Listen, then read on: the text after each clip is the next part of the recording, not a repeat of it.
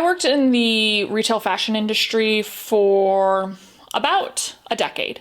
And I would say that it wasn't until after I worked in the fashion industry that I'd say my style really came into its own, where I really sort of gained that true confidence in my own personal style. I love that I went through all of that because I think if it wasn't for that, I don't know if I would have the style that I have. Like, ride with me if you ride with me, you can slide with me if you feel like.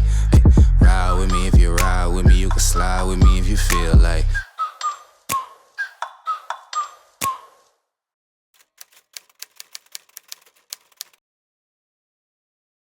Maybe you're going through your own personal journey, or maybe you're feeling lost, whatever it is.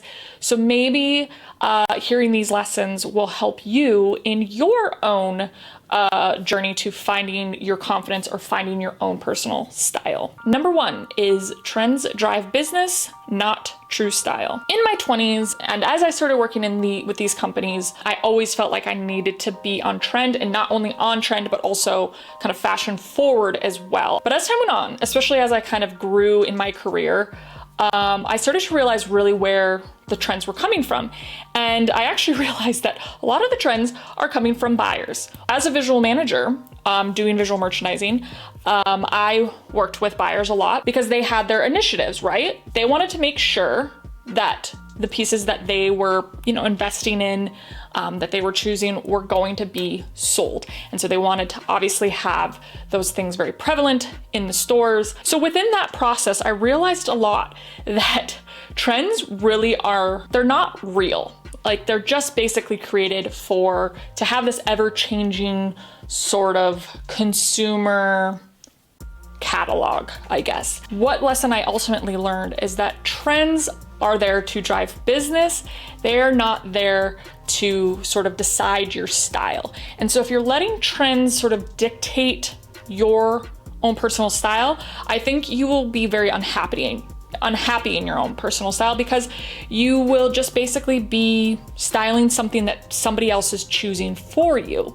Now, that's not to say that you cannot incorporate trends or you can't be into trends, because guess what? This gal here loves a good trend. Love it. I'm a sucker. So I'm not saying that you can't ever, be a part of that, because it is a fun thing to be a part of. There's no doubt about it. And it's also a great way to kind of have some inspiration, have a little freshen up to your wardrobe, all of that. Speak to this a lot. It's kind of about the approach that you take. So you want to be, choosing things that work with your own personal style already, or are things that are sort of timeless and can kind of be, reworked and recycled over the years. There's plenty of trends out there that you can incorporate. You can watch the videos that I'll link them down below on low cost or no cost ways of incorporating trends. So there's definitely options. Number two is leaders style for themselves. So working in fashion, you meet a lot of different characters, for sure. I think for myself, a lot of times when I was with different brands, I sort of, had that more insecure, I guess, juvenile outlook, where I sort of felt like I needed to dress like the brand's aesthetic to be relevant within the company. Like, I thought that that's what I should do, is kind of translate my style into their brand aesthetic. One company that I worked for that was a pretty, trendy company, I realized that the people that were truly leading within the company, the people that were truly successful in the company, were ultimately just kind of waving their own freak flags, for a lack of a better term, right? They were in no way sort of mirroring the, company's brand aesthetic or brand initiative. They were ultimately styling for themselves. They were styling and expressing what they wanted to say about themselves. And they were truly an inspiration. And you can see why they were such great leaders, because they were thinking for themselves and had that own personal confidence. And ultimately what that then created was a great leader, because they were confident in themselves. And when you're confident in yourself, you're able then to lead in a good, grounded way. Number three is sizing is a tool. You don't always have to take things so literal. If you wanted a blazer and you want it to be oversized, instead of trying to find an oversized blazer, you just went found a blazer and went a few sizes up. I used to buy men's chinos because I couldn't find the right chinos for women's.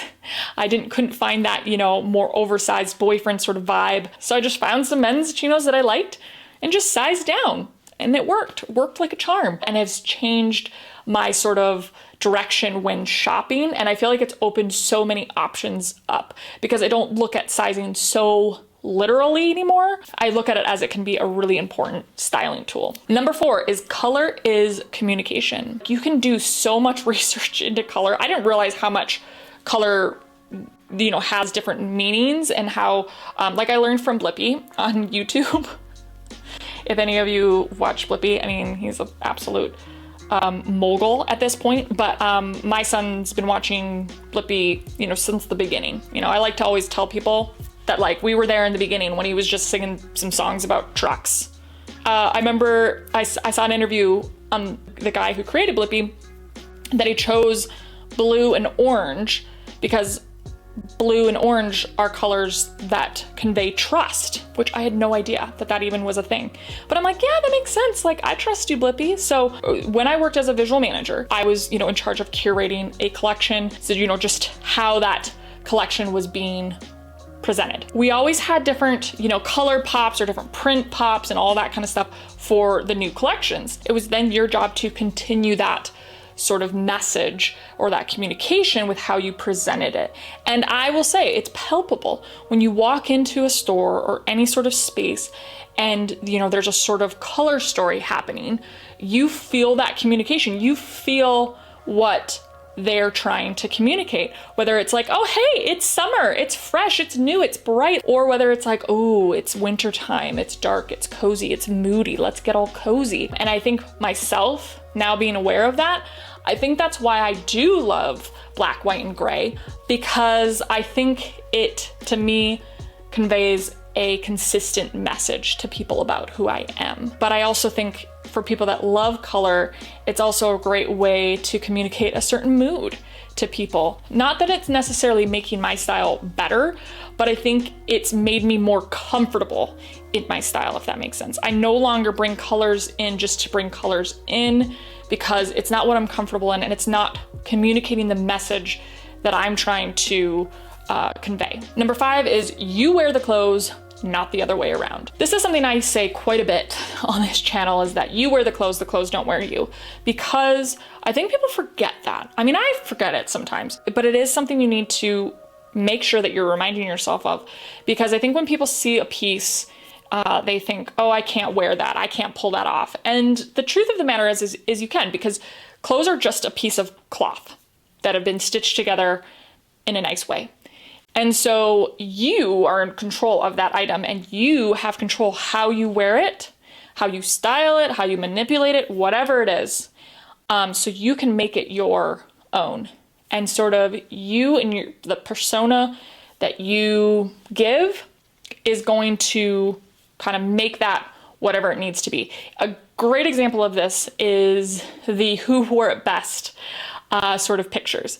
So when you see celebrities who are wearing almost the exact same thing, and they do like a side by side, what's interesting about it is they're almost wearing the exact same thing, but both look completely different to me, because each person is different, each person's styling it differently, and each person has their own sort of persona when they wear that item. Number 6 is nothing is as it seems. This kind of goes a little bit to the previous one, not looking at something so literally. So one of my first jobs as a stylist was with a brand that was a very fashion forward type brand. And their whole thing was like, how creative can you be? Like, when I interviewed with them, I literally had to go through their showroom and like pull an outfit and style myself in an outfit just so they could see how I put together an outfit. Later on, I found out they were just looking to see that I wasn't looking at things in a like one-dimensional sort of way, in a, like a conventional way. They were looking to see sort of what creativity and imagination I could bring to my styling methods. Now, a lot of the styling that I did within that company and a lot of their initiatives was definitely a little bit out there, but it was a lot of fun, and it taught me a lot about fashion, because what it taught me was that things don't have to be taken so literal. A tank does not need to just be a tank. A t-shirt does not need to be a t-shirt. A pair of jeans does not, etc., etc. So it's definitely helped me to be a little bit more creative with my own clothing. It's what helps me now as a minimalist do this sort of outfit repeating that I've shared with you guys here many times. It's helped me to basically be able to look at certain pieces and be able to transform them into different looks. And number 7 is details are everything. This was a job that I learned really early on when I was a stylist for this really fashion forward company. So a big part of their thing was we did a lot of like styling workshops. We would have like one workshop that was genuinely just on cuffing jeans, on different ways of cuffing jeans. No joke. But in that, what it made me realize is, wow, little details go such a long way. Ever since then, I've never just been able to like let something lie. Case in point, a long sleeve t-shirt doing a little zhuzh of the sleeve, I will do it. Obviously there's a time and a place where sometimes you gotta have a long sleeve.